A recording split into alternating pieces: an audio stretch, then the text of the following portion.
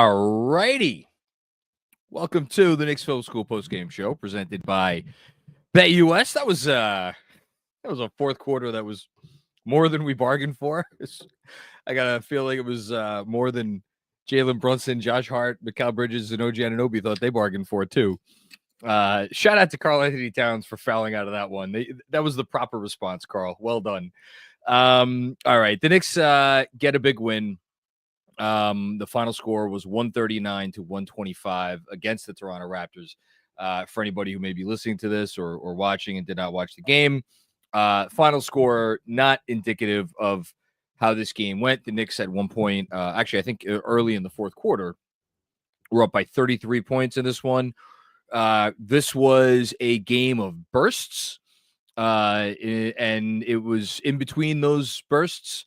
It was a game that the Knicks would probably want to forget, but this is kind of what this team is so far through 29 games now, which is when it's good, it's incredible. It is awe-inspiring. It is the sort of thing that you watch and you say, my God, I didn't know basketball could be played this way. And when it's not that way, it's pretty mediocre. And sometimes it's a little bit less than mediocre. But I think the key for the Knicks, if we're going big picture for a second, is that the less than mediocre stints that we saw, I would say, quite a bit more often to start the season, those are slowly but surely going by the wayside. Not completely eliminated.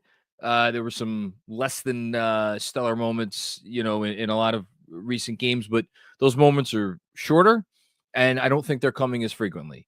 And more frequently are coming these bursts where you look at this team and what they're able to do, and you just say, okay, that's the team that we thought we were getting this year.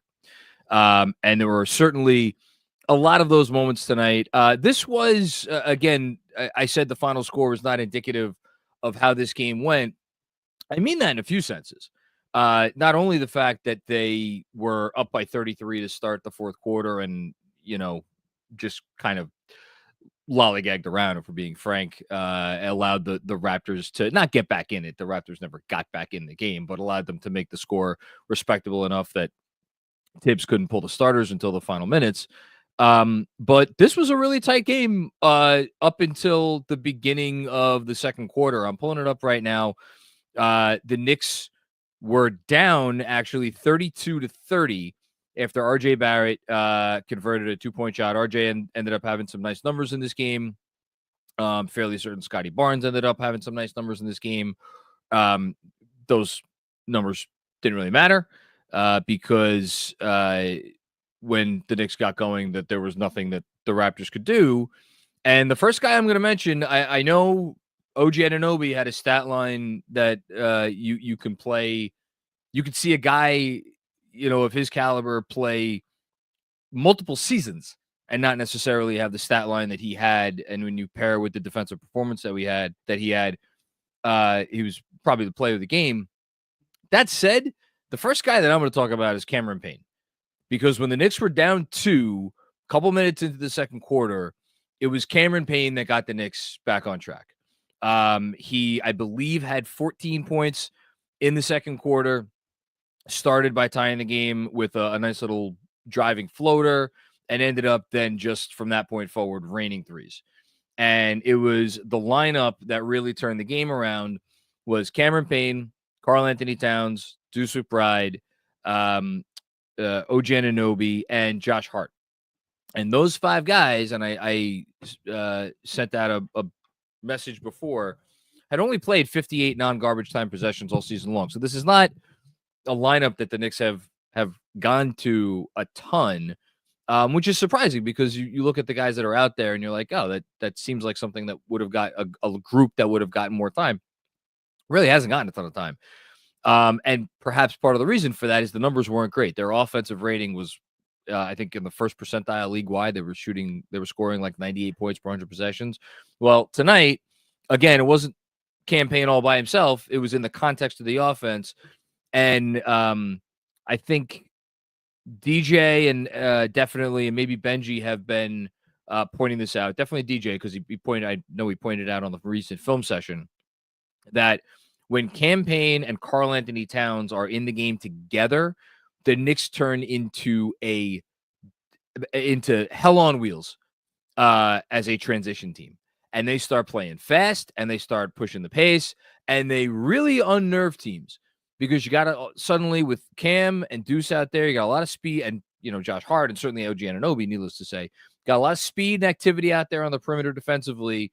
And I think that makes life a little bit easier for Towns on the defensive side of the ball. And then when you go into fast-paced offense and you got a guy like Towns as the trailer, willing to put up threes, and if he's not putting up threes, he's driving, he's making those crazy passes.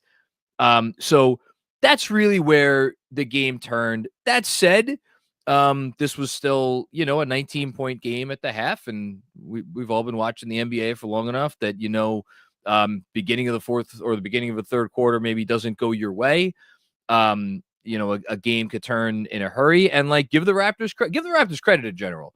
This is a team that not only down Emmanuel Quickly tonight, down Jakob Poeltl. They haven't had Bruce Brown at all this year.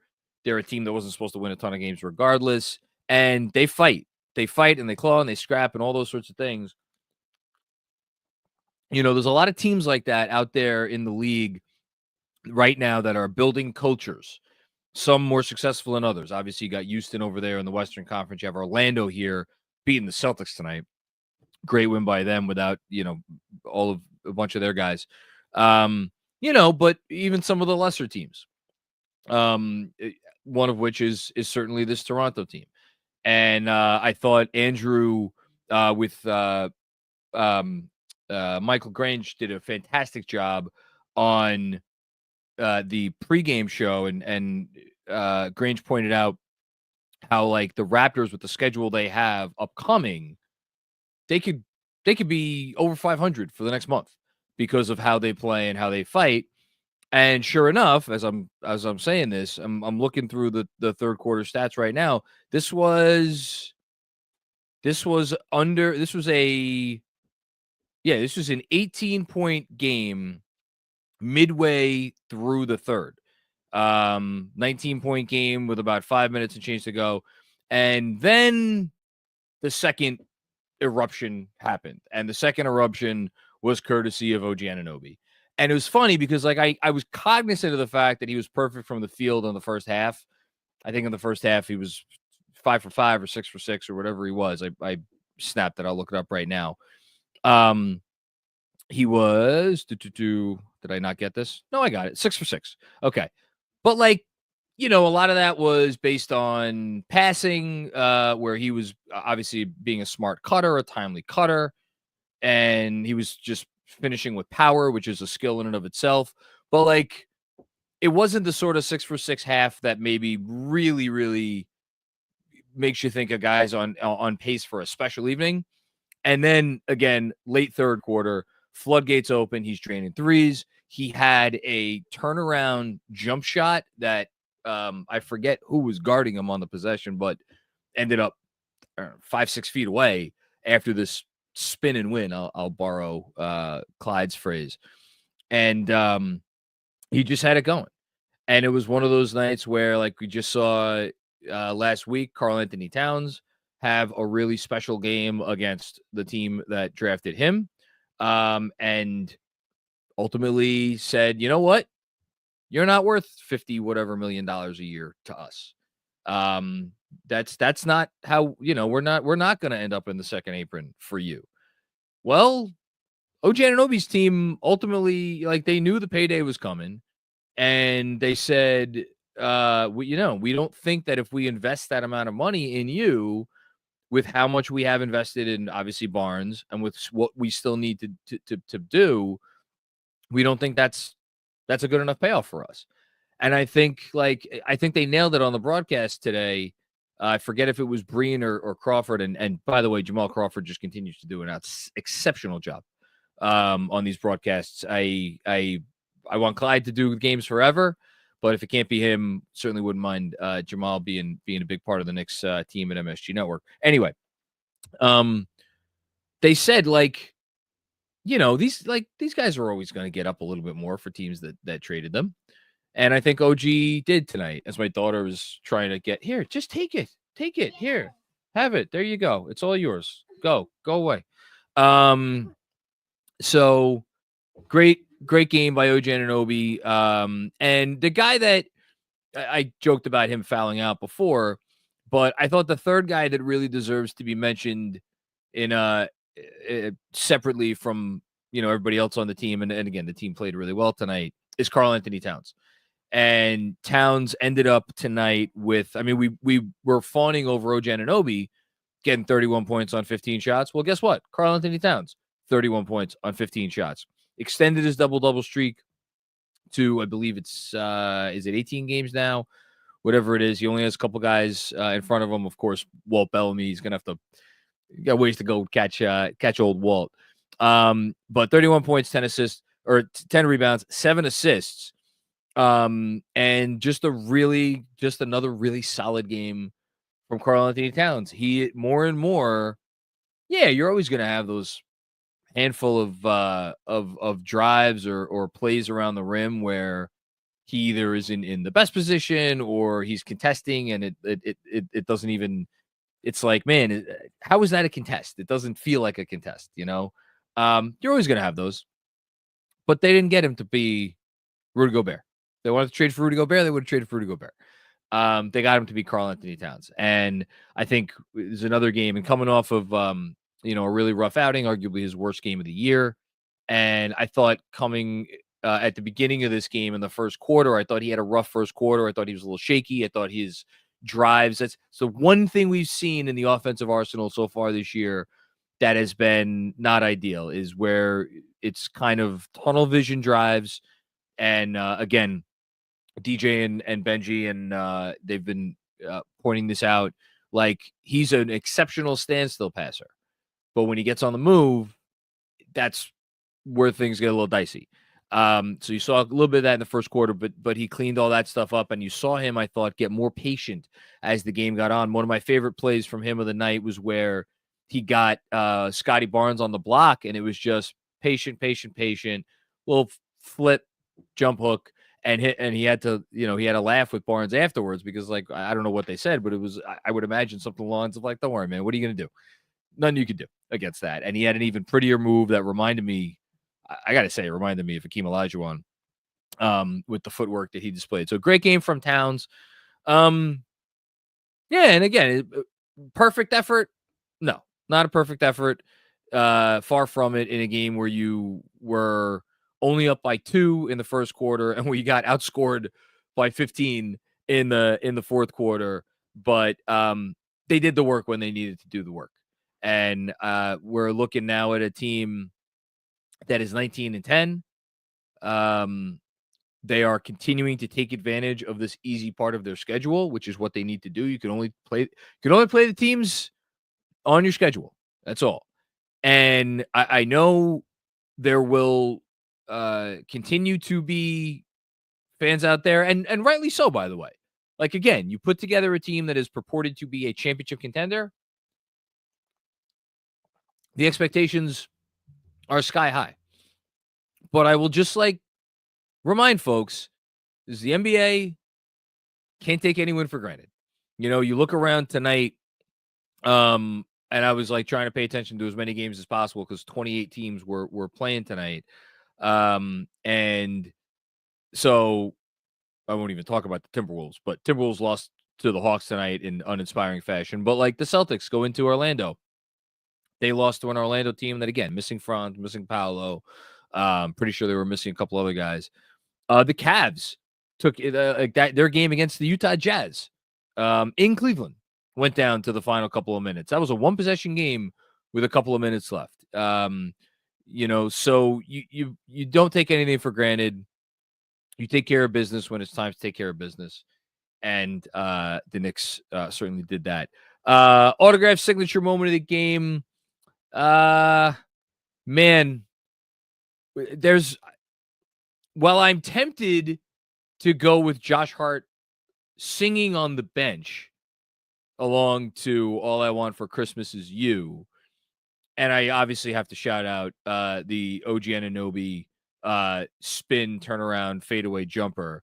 I think the best moment of this game for me was the Josh Hart pass to, was it Jalen Brunson? I'm pretty sure it was Jalen Brunson under the hoop, a cutting Jalen Brunson. It was, I think you could argue that was as good a pass as Josh Hart has made all year. Maybe as good a pass as he's made as a Knick.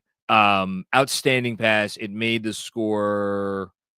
I know that it was when they had, it was Brunson.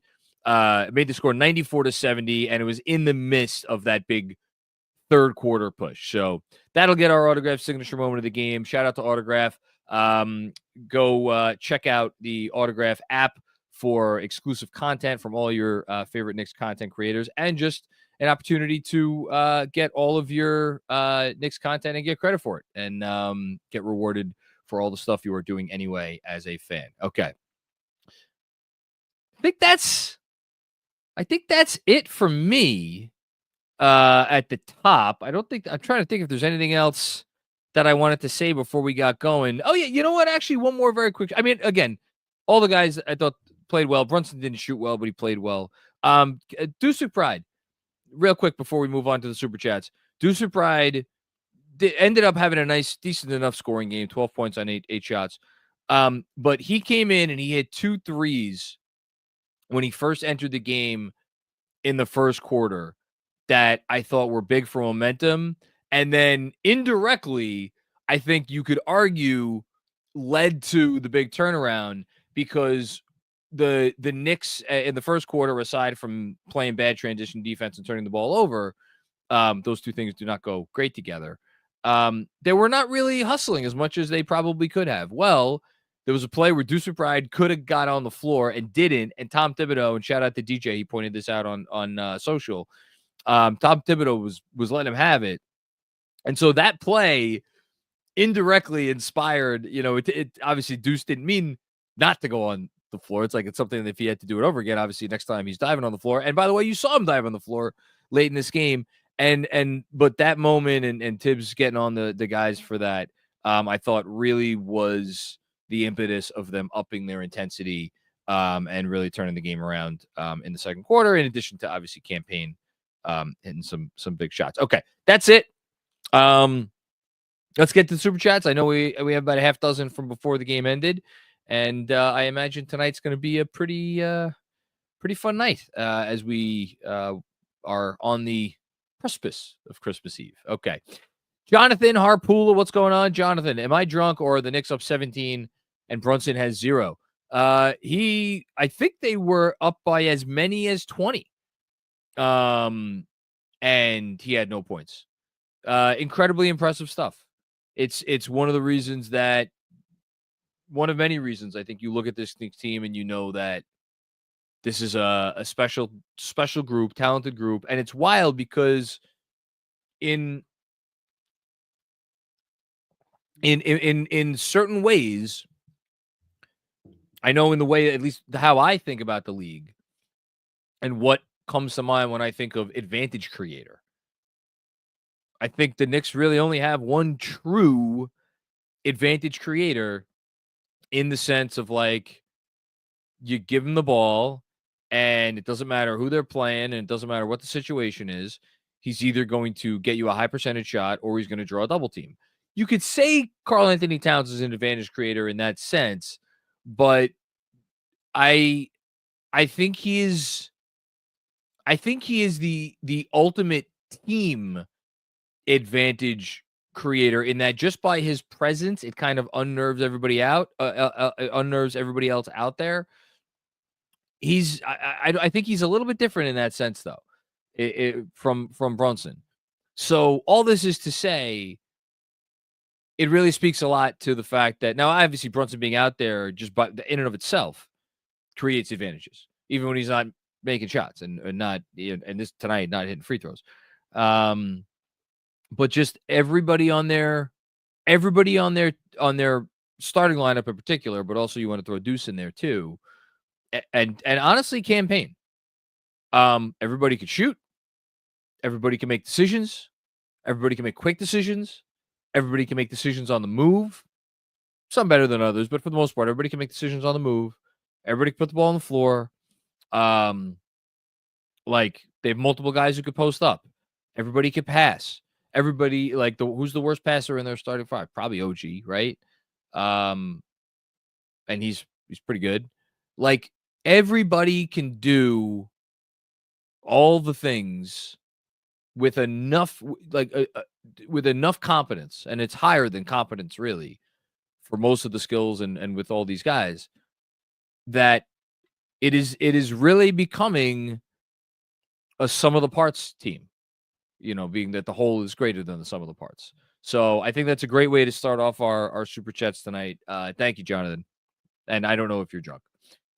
Puerto Rock 78. Knicks fans, rock your vote. I'm so happy. I meant to do this the other night to highlight the fact that we really got to get out there. Let me read the rest of the super chat. Vote NBA All-Star 25. Let's not let the captain down. Get him in. Get my zesty cat in. Vote Nixon 25.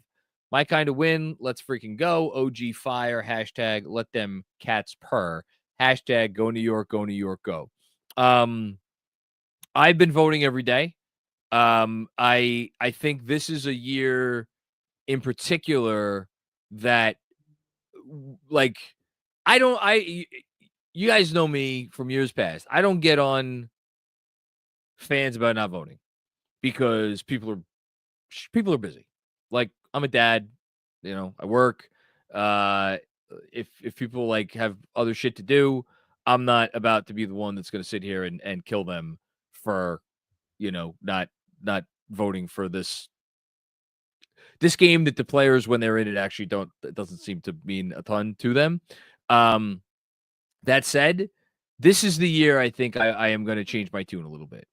And it is because the Knicks actually, like, I think it would be really cool if they had two starters in the All-Star game. And I think it would be even cooler as I'm literally doing my vote right now. Hold on. Wait, I think I just have front court. That's why. Okay. Now here we go. Brunson, Josh Hart. There we go. Review picks. Do I have to vote for the West? I think I think it's going to make me vote for the West. Let's see if I could submit votes. Oh, we need proof that you're human. Okay, great. Almost done. There we go. There you go, guys. There's a proof. 5 Knicks voted for. And look, he's not going to get in as a starter, and the fan vote, it probably won't count in that respect for his chances. But I still think OG Anunoby has a really chance.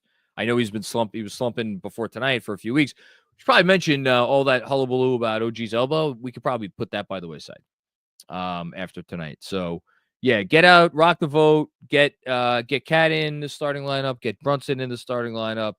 And let's maybe give the coaches a little bit of a nudge to get OG in there as a reserve. Thanks, Puerto Rock 78. Rich McLeod, great to see you, my friend. First time this season, I felt as if this team is truly starting to hit their stride. And look at that, right before the 30-game landmark. Well, we talked early part of the season about 20 games and the meaning of 20 games as kind of like that's the arbitrary number that we picked.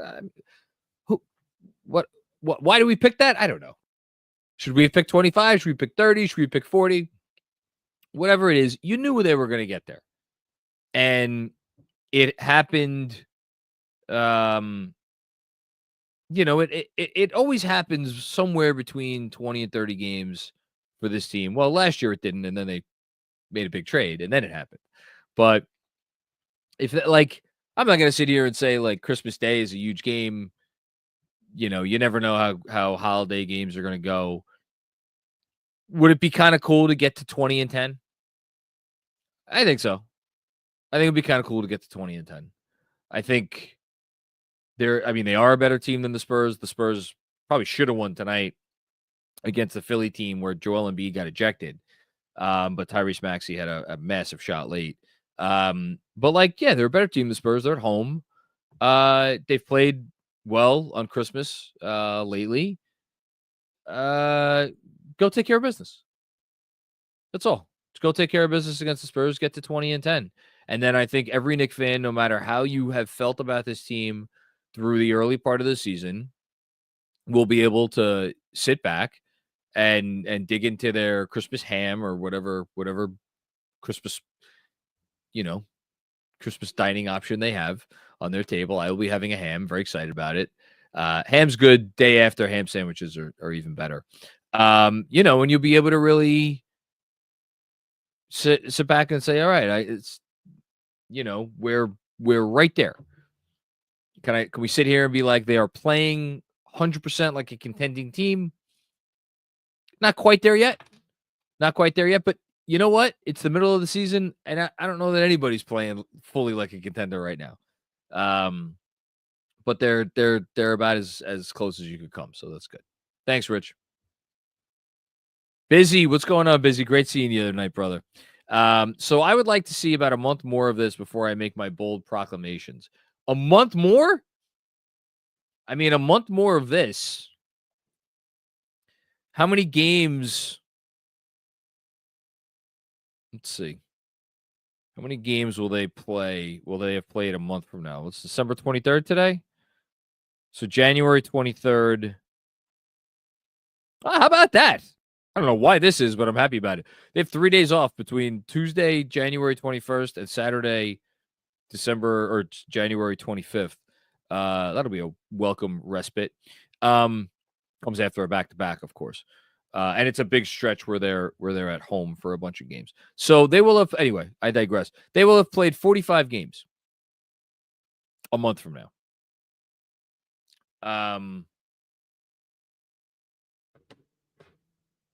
What do they need to be a month from now? So 16 more games is 11-5? Would that be okay for you? We got some more cakewalk. Also got some tough stuff. At OKC. Another OKC game, Milwaukee game at home. They're at Philly. Who the hell knows who's going to be playing for Philly? They got a rematch with Minnesota. Obviously, Atlanta keeps playing them tough. So they got some, but I don't know. I'm almost wondering if 11-6 or if 11-5 is going to be good enough for you, or if you're going to want something more than that. I'd be personally quite okay with 11-5 over the next 16 games, but we'll see.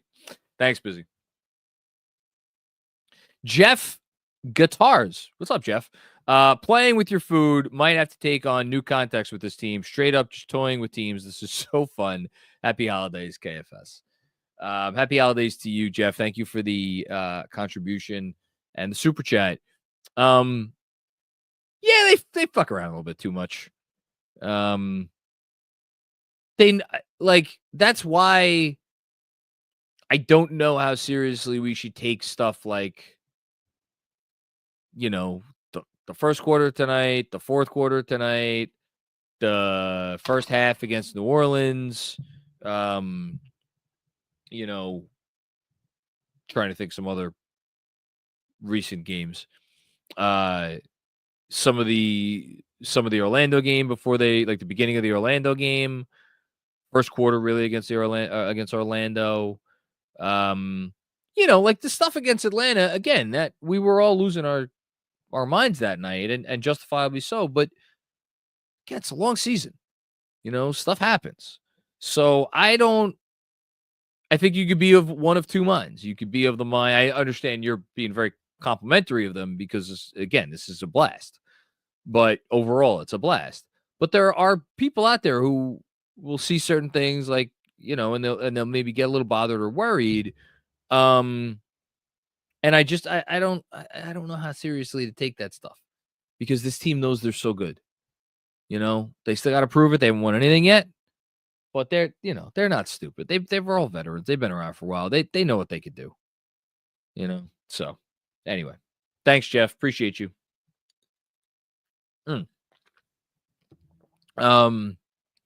There he is, Mr. Robert W. Cross. I know he was feeling some emotions tonight. Always is going to feel a certain type of way when we go up against RJ Barrett. So let's see what he has to say. First time, long time. It's your boy John. I am the spirit of Christmas future. I bestow one gift upon you this year. What one move do you want for the Knicks? Why are you trying to get me in trouble, man? It's a nice easy night. Hmm.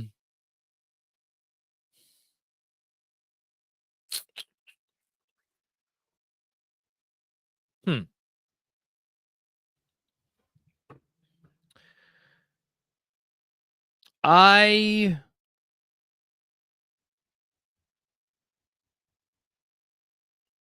don't know why. I I can't shake the thought that I like the idea of Dorian Finney-Smith. I can't fully explain it. Not saying he's a perfect player, but I think Dorian Finney-Smith, and you saw it in one of the games earlier this year. I think Dorian Finney-Smith has some shit to him. I like that. I like the fact that he has real size. I'm looking it up right now. I feel like, is he 6'7"? Or is he bigger than 6'7"? Feels bigger than 6'7". He's 6'7". 6'7", 220. You know, he was in battles, wars, with Dallas. Jalen Brunson certainly knows all about Dorian Finney-Smith. Played with him. He is currently shooting 45% from 3-point range this season. I know he's missed some games this year. He's been out recently. This guy's got a 63 effective field goal percentage this season. You could put him out there against Boston. He could switch on to any of those wings and be fine. I think he can offer some. I don't even know if I want to say this. I was gonna say token rim protection in I'm talking about like a play or two a night. If he's your last line of defense, you don't feel like it's an automatic bucket. Like, because again, I think he's got some nice size. I like him. I know how old is he? Is he 31? He's 31. So a little older. I don't know what he's going to cost in terms of a pick. It would require sending out Mitchell Robinson. I don't know that the Nets. I don't know what the Nets want to do. But yeah, I like him. I think he's a good player, and I think he would help them. But I don't expect them to make another trade with the Nets. And I don't know. I think they're playing stuff close to the vest right now. So see what happens. Thanks, Robert. Kevin Danishevsky, what's going on, Kev?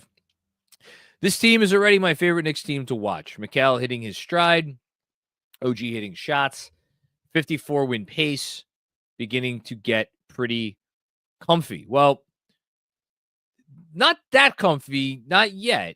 Orlando, I mentioned them before, beating Boston tonight. I don't know, should the Knicks be happy about that? Because they're I don't view Boston as a gettable lead horse, so to speak. And I'm kind of more fearful of Orlando once they get their guys back. But just for those interested, Boston now 3 games up on the Knicks, and the Knicks only a game up on Orlando, who is, I can't believe they're 19-12. Like, I think there's going to wind up being, I got to tell you, I think there's going to wind up being a real race for the top 4. And I don't know that I just wonder how this is going to go. I don't want to get too far afoul here. And I know this was not the spirit of your question, Kev, so I apologize for going off on this rant. I agree with you. They're a beautiful team to watch. They are it's funny. I would have thought they'd be first in offense again after tonight. They're still second, but there's actually now a little bit of a gap between them and Boston, believe it or not. As far as the defensive rating, probably went down tonight if I had to guess. 14th in defense.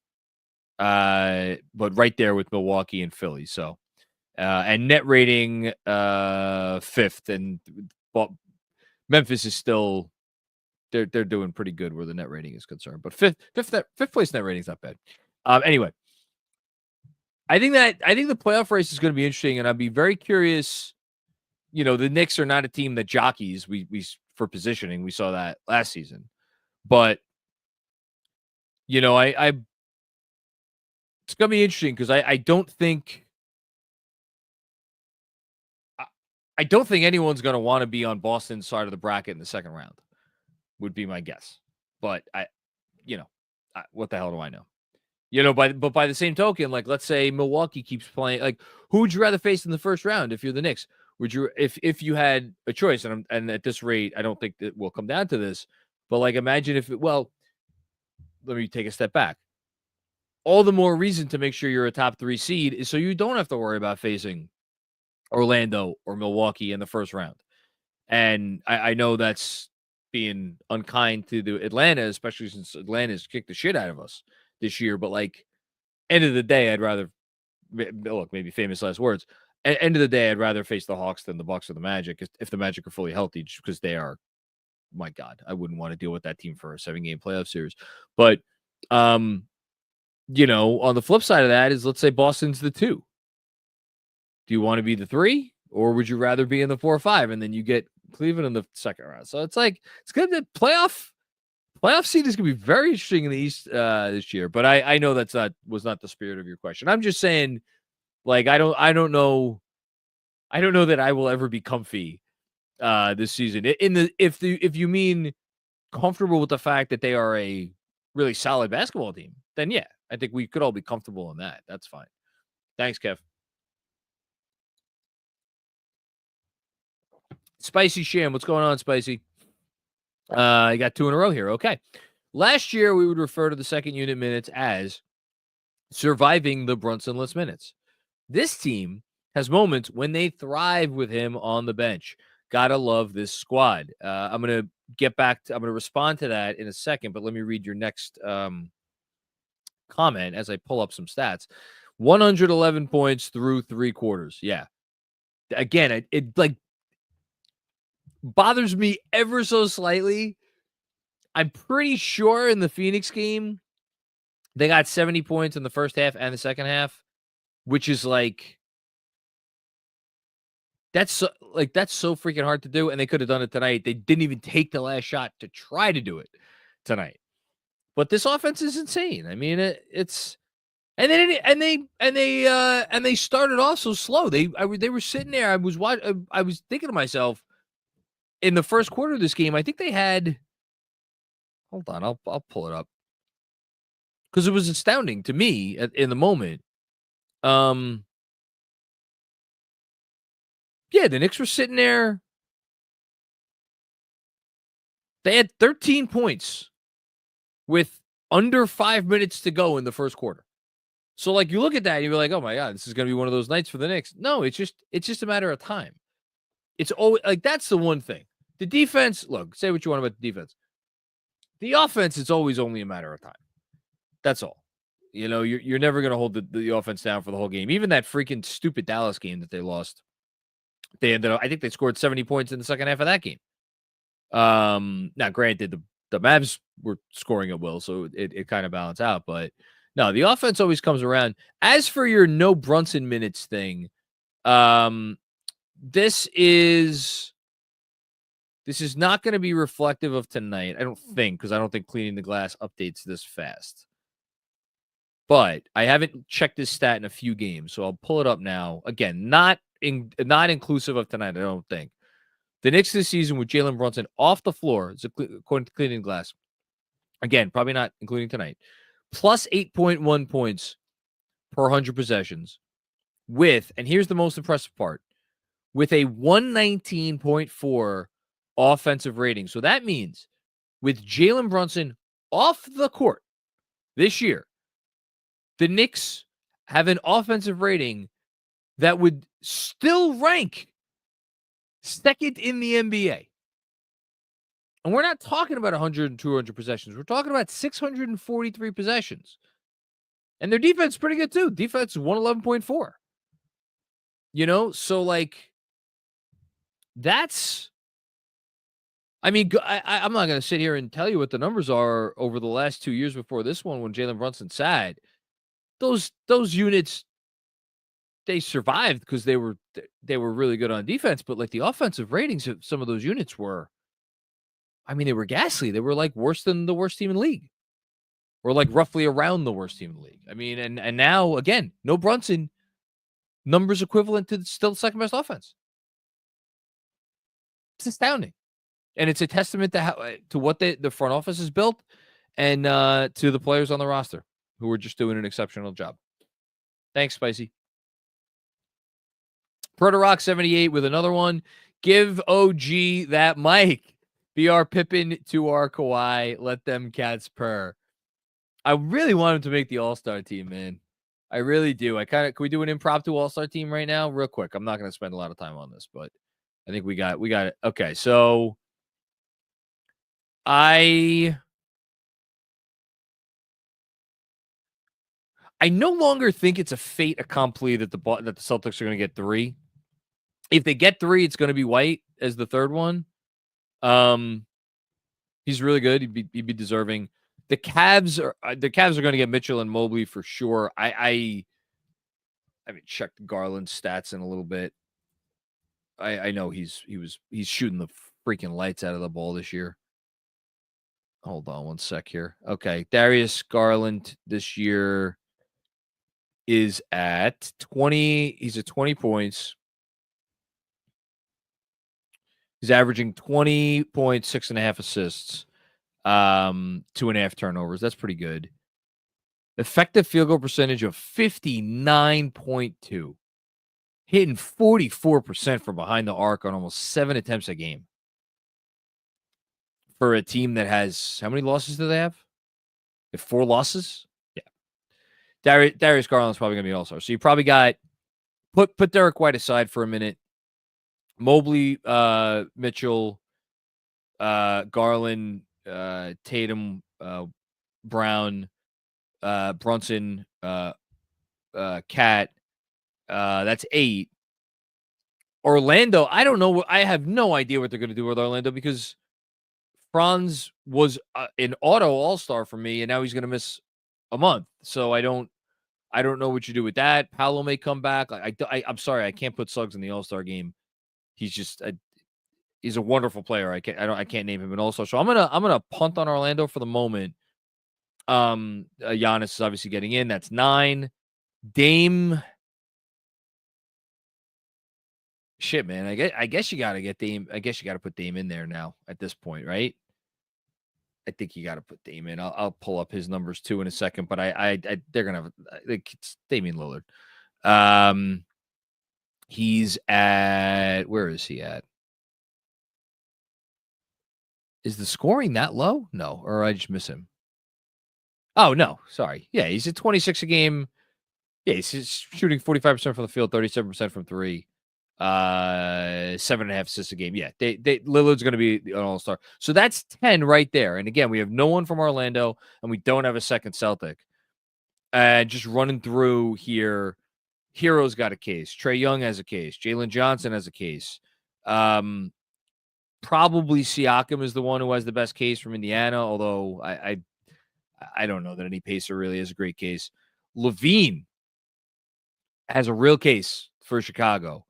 Cade, very real case for Detroit. Maxi. RJ. You got to mention his name. So that's 7 guys right there for 2 spots. And then put OG on that list. So that's 8. Put White. That's 9. And then probably pick a Magic player. So like, yeah, you got, that's 10, right? Did I miscount? 1, 2, 3, 4, 5, 6, 7, 8, 9. I must have miscounted somewhere. But either way, so that's 10 guys for 3 spots. It's gonna be. I don't know that. I don't know that OG can overcome that. I think he might be on the short list, but I don't think he's getting in. Thanks, Porter Rock 78. Zach Horowitz was the most fun game ever. Merry Christmas, KFS, and New York. Well, Merry Christmas to you, and appreciate you always, Zach. From the sound of it, it sounds like you were at the game, which if you were, awesome, great job by you. And if not, you should come to New York to get to a game soon. All right, okay. Let's take a quick second to hear from our good friends at BetUS. You'd think I would know this by heart by now. If you're looking for a new book this basketball season, BetUS is the answer. You know the promo code, definitely know the promo code by heart by now. YouTube 150 to get that 150% bonus on your first deposit, as well as 125% bonus on your next 2 deposits up to $2,000. Got a lot of basketball games on Christmas, by the way. What better way to make Christmas more interesting than to use that special code, YouTube 150, to get that bonus on your first deposit. They got all the things you need: fast payouts, personalized service every day, live wagering, 10% back on your net losses, personal account manager, all the bells and whistles. Again, YouTube 150 is the code to get you all those perks. Remember, gambling involves risk, and all forms of betting carry financial risk. It's down to you to make bets with or without the assistance of the information provided. Okie doke. Continuing along. Juanon! Hello, Juanon. How are you, my friend? It's always good to hear from you. And happy Hanukkah. JC said it best. We aren't even peaking yet. Side note. Is Scotty Barnes the most overrated face of a franchise in the league? Messiah the most overrated GM? Lots of frauds in Toronto. Hashtag fire Tibbs. No, I actually have a lot of respect for the Toronto organization. I think they've done a really nice job. Like since Messiah took over, like they kind of landed ass backwards into the version of the team that eventually became the title team when the Knicks nixed the Lowry trade. And that kept Lowry there, and that team succeeded, and DeRozan became what DeRozan became, which allowed them to get Kawhi, and then you know they've had some, yeah. I mean, they're obviously the last few years have been kind of like wandering in the darkness, but they also were in a weird spot because they had a lot of talented players, but it should have worked probably better than it did, and it just wasn't working. I don't know. That said, I like the direction they're going in now. Again, shout out to Michael Grange on the pregame. I thought I loved hearing him talk about where the franchise is at and what the goals are this year. And if you think about it, here's the thing, Juanon. I think in their heart of hearts, they probably know Scotty Barnes is more suited for being the best number 2 guy in the league as opposed to a number 1. But if they get lucky in this draft, you know, then I think they're pretty well set. As far as an overrated face of the franchise guy, is there someone more overrated than him? I'd love to call Trae Young overrated. I can't even do that. Tyrese Halliburton would like a word. I mean, Joel Embiid exists. LaMelo. Is LaMelo still the face of that franchise? Because if we're considering LaMelo Ball the face of the Charlotte Hornets, then yeah, without question, the answer for me is LaMelo Ball. Make sure I didn't miss anybody out west. I mean, is Zion part of this conversation? I wouldn't even know what to do with that. So like, yeah, there are some other contenders, but I get where you're coming from, and it's not totally unfair. I'll say that. But I think Scotty Barnes is a really good basketball player. I just think he's not suited to be the best player on your team. So yeah. Thanks, Juanon. Boom goes. What's going on? Boom goes. Precious man up 30, and Tom still goes without a center. Boo. Precious has been up and down since he's come back. Precious has been up and down. I think he has had some nice moments. He's done a couple of nice things, and he has had some not great moments. And again, shout him out one more time. Michael Grange on the pregame pod, talked about Achua and how he would have these moments where you're like, oh my God, this guy's awesome. And then other moments where he's like, didn't look like an NBA player. And that's been pretty much him his whole career. Now, I thought he found some nice consistency with the Knicks last season. I wonder if the early going now is a reversion to form, or as I hope, it is just him working his way back into rhythm because he missed the first whatever weeks of the season. So that's what I'm hoping for. Thanks, Boom Goes. Zach Horowitz again. I think Cam reads your newsletters. He was juiced. What did I say about Cam? Did I say something good about? I don't think I said anything bad about Cam this year. But I definitely, I love Cam Payne. I adore Cam Payne. I cannot speak highly enough about Cam Payne and the role that he has filled. Like honestly, I mean this not remotely facetiously. Where would the Knicks be without Cam Payne this year? Because nobody else gives them that kind of spark off the bench. Now, the Tyler Kolek heads out there will be like, oh, they'd be better because Kolek would be taking those minutes and he's a better player than Cam Payne. Clearly, shout out to the Westchester Knicks for winning the Cup showcase there. Kolek is like, he's too good for that shit. And I think he's ready to be an NBA player. Payne is such a vet. He's so feisty and that's really what it comes down to. On defense, he's such a pain in the ass. Pun intended. So yeah, I'm really happy Cam Payne is here. And Tyler Kolek's day will come. It'll come probably sooner than we think. Thank you, Zach.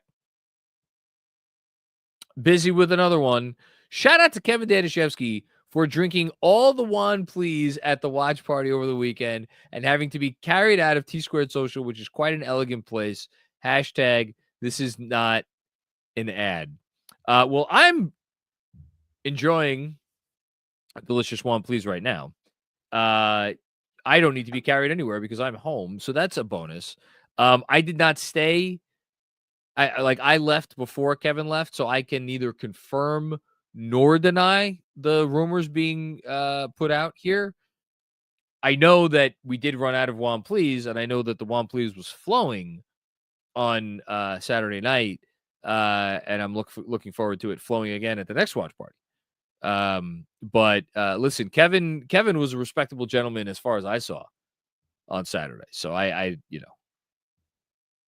know not of which you speak, Busy. I will say that. Thank you.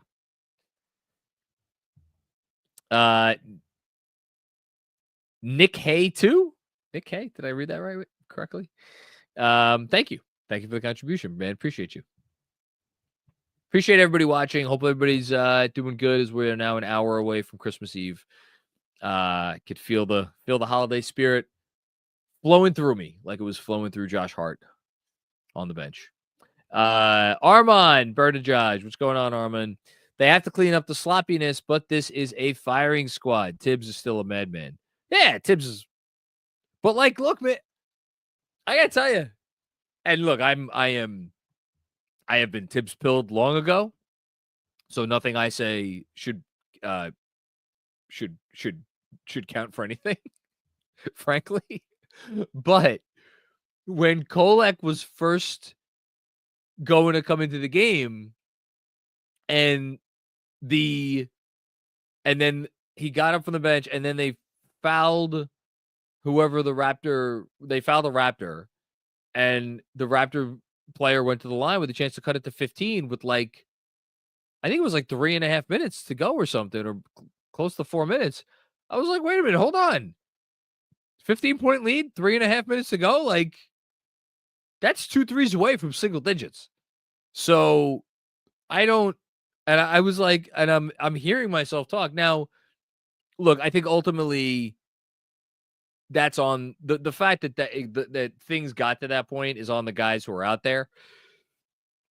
You got to close the door better than that. You can't have a that team like that shaved 20 points off a lead in the fourth quarter. Credit to them for doing so, but you can't.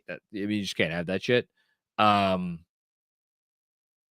look, if you want to tell me that they, it's partially because they're tired, I'll believe that. But again, why are they tired? Because they're out there getting a 33-point lead. So that's why I thought it was interesting. I don't want to spend too much time on it, but the stat that's been floating around the last day about the Knicks, they're like whatever they are, exceptional in terms of net rating, first quarter, second quarter, third quarter, and they're third from the bottom in terms of net rating for fourth quarters. And there's been some talk about, does that mean that they're a bad crunch time team, which they're not a great crunch time team this year, the numbers say, but they also haven't played a ton of crunch time minutes. And they're 4-5, I believe, in games that go to crunch time. So that's whatever. I think a lot of that is due to they don't play great in garbage time. And you can easily point to be like, well, yeah, because they're tired. But again, there's a flip side to that coin. Why are they tired? It's because they're out there being one of the 2 or 3 most dominant teams in the league over the first 3 quarters. And at the end of the day, guess what? There's only one team in the league that has not given up a single 15-point second half lead, I think, since the beginning of last season. And it's the Knicks. So, thanks, Armin. Here's Nick Hayes' comment. John, first time, long time. Thank you for contributing, man. Appreciate you. Tonight felt like a game we as fans have been longing for at MSG, a true team effort on both sides of the ball. Happy holidays to the KFS crew. Yeah, thank you so much, man. I appreciate that. Happy holidays to you and your family as well. I thought it was a really fun night. I always get worried when you have games against guys that were a big part of your organization, because I am not a secure man. I am highly insecure in every way, shape, and form. And like, I like to know and have no doubt that the Knicks, won every trade. Or at least this front office won every trade. And so, yeah, I get very nervous during these games. I was nervous for the Minnesota game. I've been nervous every time they play Toronto. I'm nervous when they go up against, freaking Quentin Grimes. I'm trying to think of some other guys that, if they ever trade Mitch, I'll be shitting my pants when they face Mitchell Robinson, worried that he's going to get 18 offensive rebounds against them, especially since I've been the one, coming up with all these fake trades to ship him out for a while. But they played pretty well in these games. The one game that I won't be nervous is the OKC game or games, because they couldn't have kept Hardenstein, so it wasn't up to them. But yeah, things are good, man. Things are good right now for the Knicks. It's really cool.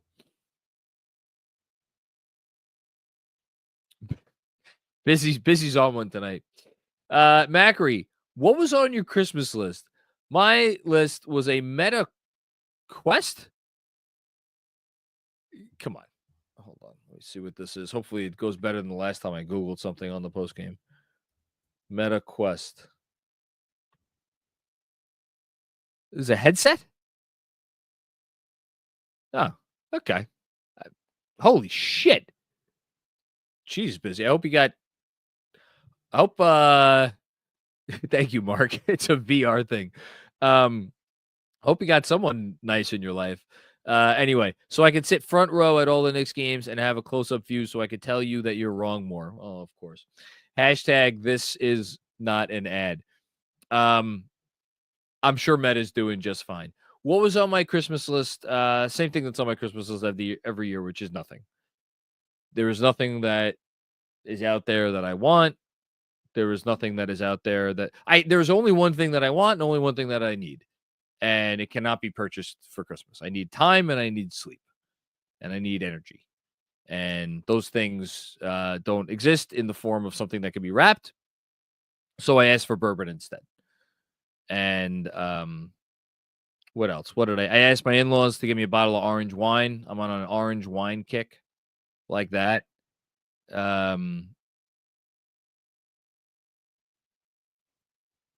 Yeah, I'm like,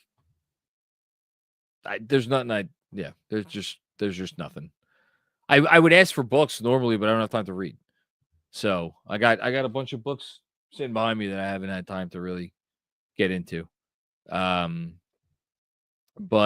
yeah, my wife is getting me a pair of sneakers, I think, because she doesn't like the ones that I wear. So that's, I don't know. Does that count? Might be something. Thanks, Busy. Okay.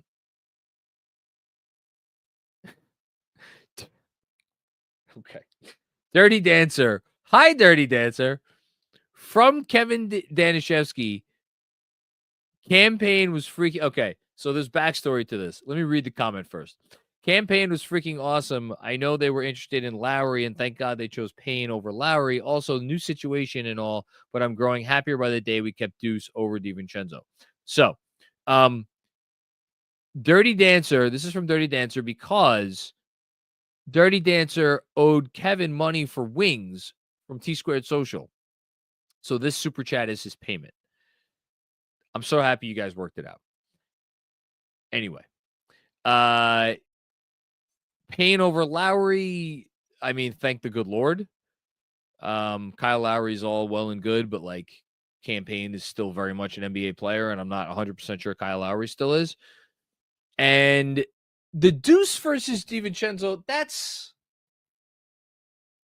it's funny because we have talked about how or whether the Knicks were more comfortable including DiVincenzo in the trade because they kind of knew what they had in Deuce.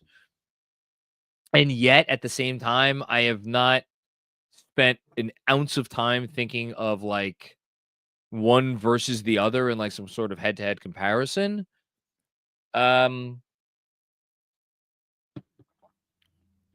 Different players. They do similar things.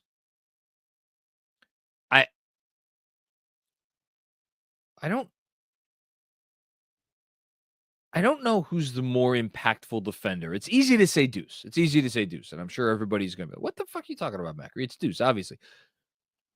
DiVincenzo, man, he had a way about him on defense. He was good with splash plays. His timing was great, cutting into passing lanes. I don't feel like he ever got bullied. Like Deuce, there are times where if he's on a bigger guy, it's like, okay, the guy's going to be able to take advantage of that. Like he's not, I remember early in his career, there were like Marcus Smart comps. Like he's not, Marcus Smart was a freaking bull. Deuce is not that. You could get him because of his height. All that said, he's still the better defender. And then as an offensive player, like DiVincenzo could do more stuff, but it also gets him into trouble sometimes. Shout out to Minnesota.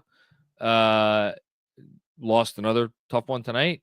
I didn't even look at DiVincenzo's stat line. I know Edwards had himself a rough night, and Julius didn't exactly shower himself in glory.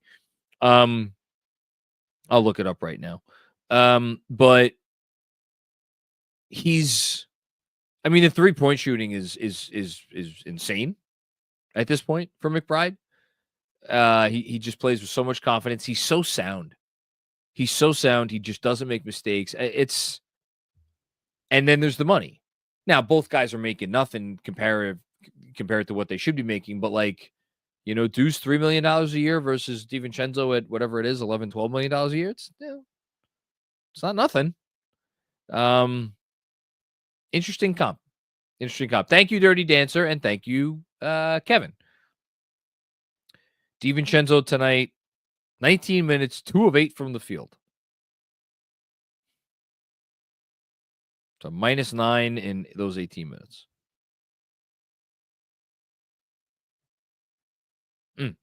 Okay. Here's another one. This from Mr. Danishevsky. OG's dunk over RJ was cathartic. I don't know that I go that far. It was a nice moment, but anyway. Yet, as someone who wasn't high on RJ from his third year on, he's easy to root for from afar. Julius, on the other hand, ...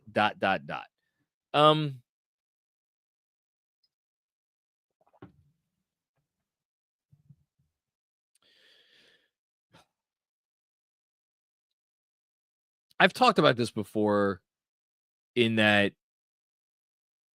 RJ is the only player, and I don't think this will ever happen again, where I allowed the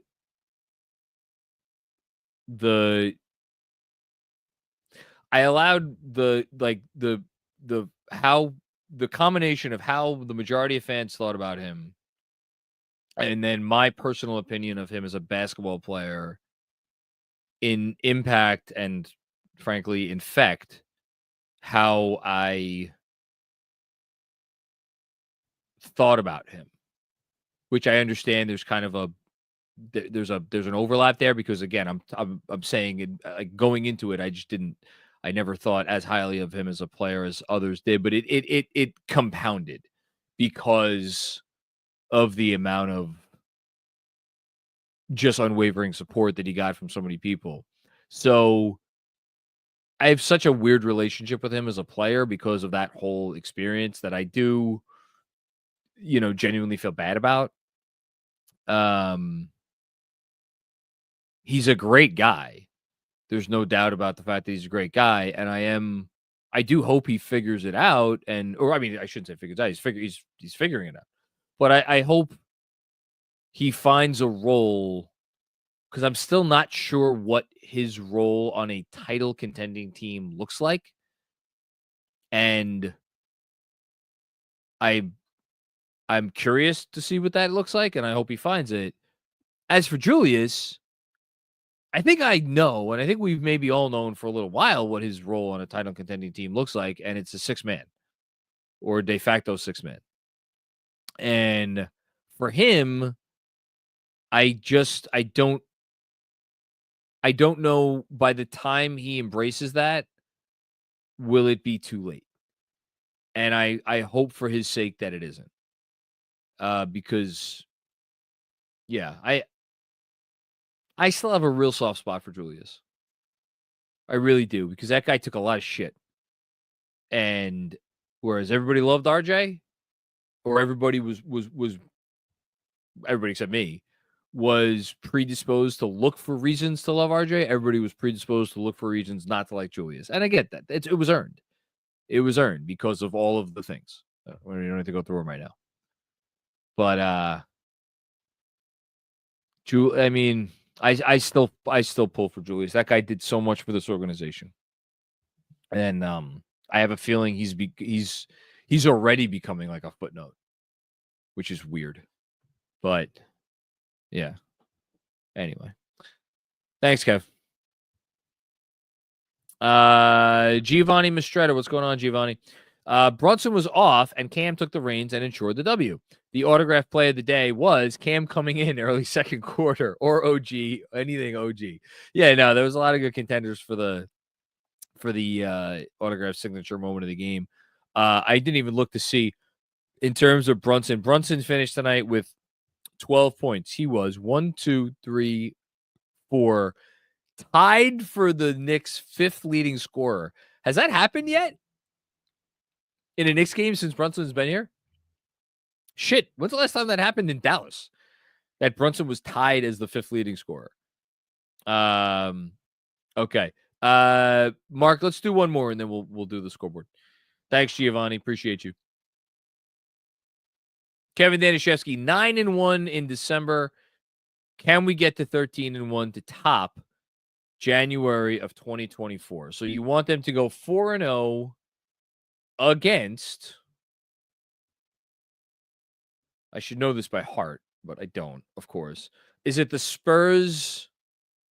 Is it Spurs? I know it's Spurs, Wizards, Magic. I forgot about the Magic. Well, look, Spurs game will be challenging.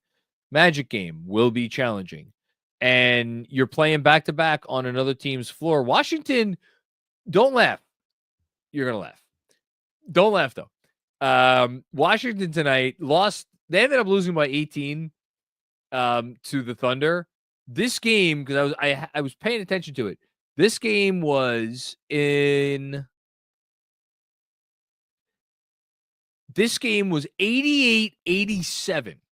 The Thunder were up by a point, 1 point, with 2 minutes and 48 seconds left in the third quarter. And this was in Oklahoma City. So, like, I'm just throwing it out there. Wizards, they're coming on. Don't take it for granted. Who did well tonight? Jordan Poole had himself a nice night. And Koulibaly didn't even play.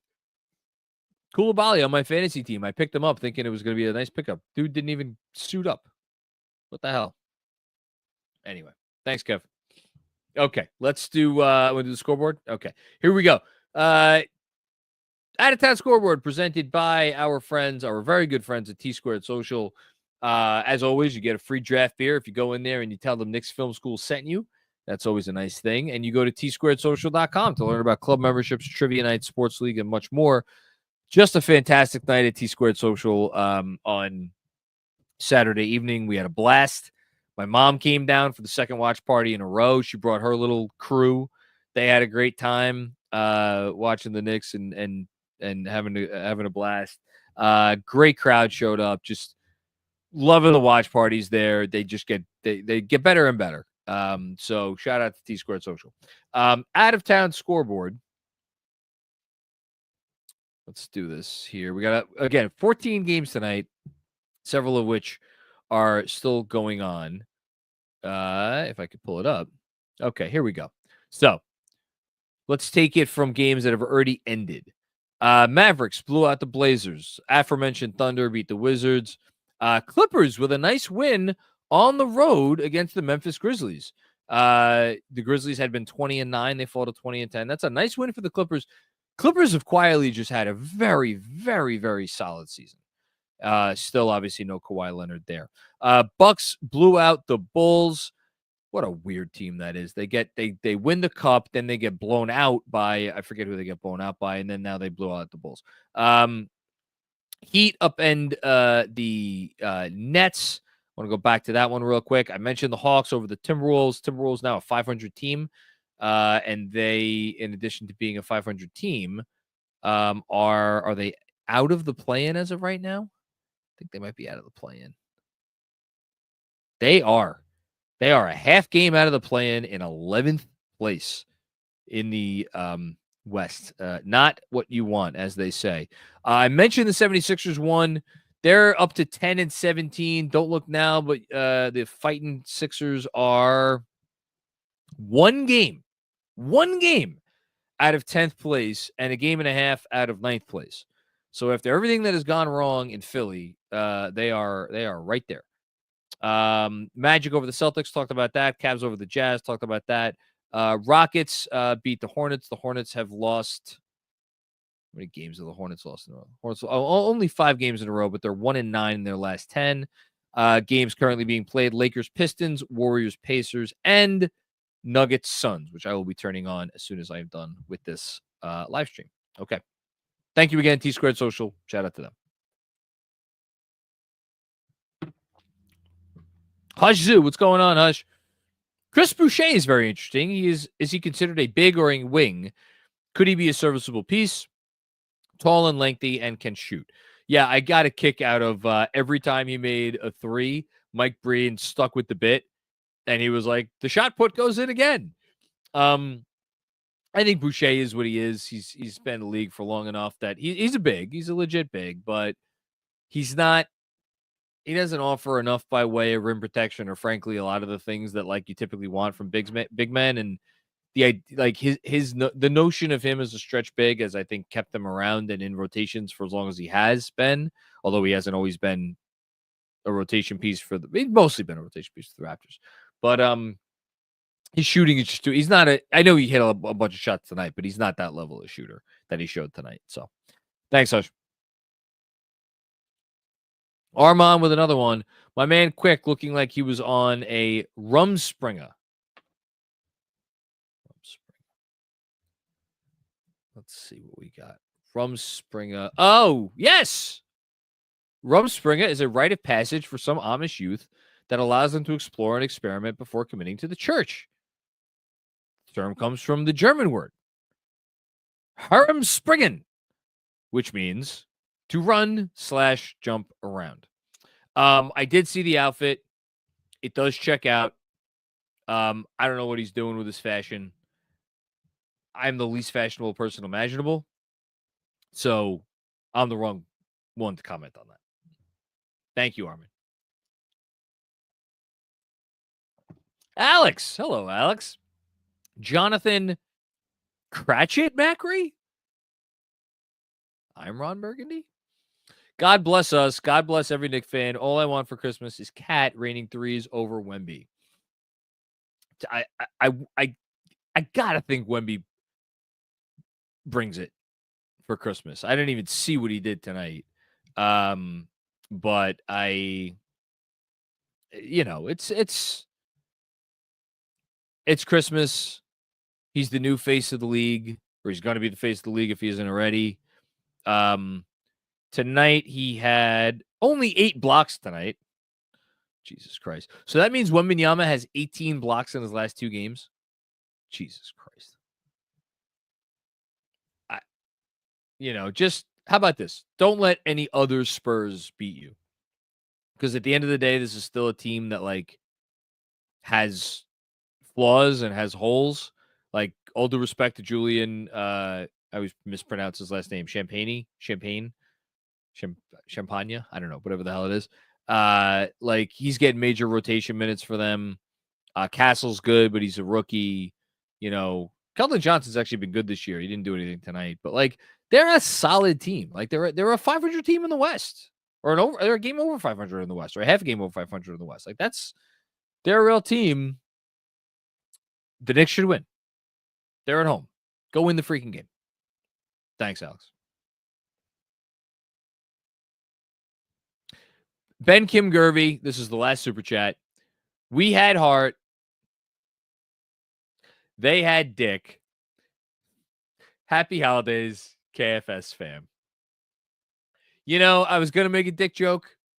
I was going to make a joke saying that Brunson really struggled tonight until he started seeing dick in front of him. And when he saw dick in front of him, his eyes just lit up and his mouth started to water, and then he really got to work. But I didn't do that because I'm a mature individual, which is more than I could say for you, BKG. So, I don't really have anything else to say about that. Ben, I hope you have a happy holidays. And I think this is the last super chat. So I will just say, and I cannot emphasize this enough. The reason why, to go back to Busy's question earlier, why I tell my wife and anybody else who asks, there was quite literally nothing I want for Christmas, is because I live the most charmed life imaginable. And it's hard, and I don't sleep, and I work a lot, but that's what I want to do. And I would have worked crazy hours doing whatever I was going to do in life. And the fact that I get to do my dream job and that all of you out there allow me to do this job, it's, could live 100 lifetimes. And I wouldn't have another one where I got this lucky. So I'm always particularly grateful this time of year. And that goes, even more so when the team is good and we get to enjoy a good team together. And this community really comes together in a way that is just very special. So thank you, everybody, for making it possible for me to sit here and be like, hey, guys, I got everything I want, because it doesn't happen without all of you. So appreciate you all. I hope everybody has a happy holidays. And we got one more super chat. Okay, here we go. I said my piece. That's Jay Vertical. 50 more games to go, or 50 more games to gel. Scary. Actually, 53, but who's counting? I feel the team should invest immediately in OG insurance with the injury history and the big contract. It's a must. Let's go Knicks. Here's the problem. There is no OG insurance because OG is one of one. And the best OG insurance you could get is probably already on the roster in the form of Mikal Bridges. I know he's not an identical player, but similar enough. But hey, going back to what I said before, Dorian Finney-Smith, again, he's not OG Anunoby. No one's OG Anunoby. But big wing who could shoot, there's your insurance. So I would just be very curious to know, what the Nets want as far as draft equity. That's all. Kick the tires. That's all I'm asking. Kick the tires. Thanks, Jay Vertical. And thank you again, everybody, for watching another episode of the Knicks Film School Podcast. Shout out to Mark on the 1s and 2s tonight. He is awesome, as always. And shout out in advance to Andrew Claudio, who's picking up the slack for me on Christmas. He's going to keep with that tradition. He will be with you after the Christmas Day game. And then I will be back with you on Friday night for the first I just went through it a minute ago for whatever game that they are playing on Friday night. All right. I'll catch everybody later. Enjoy your holiday and peace out.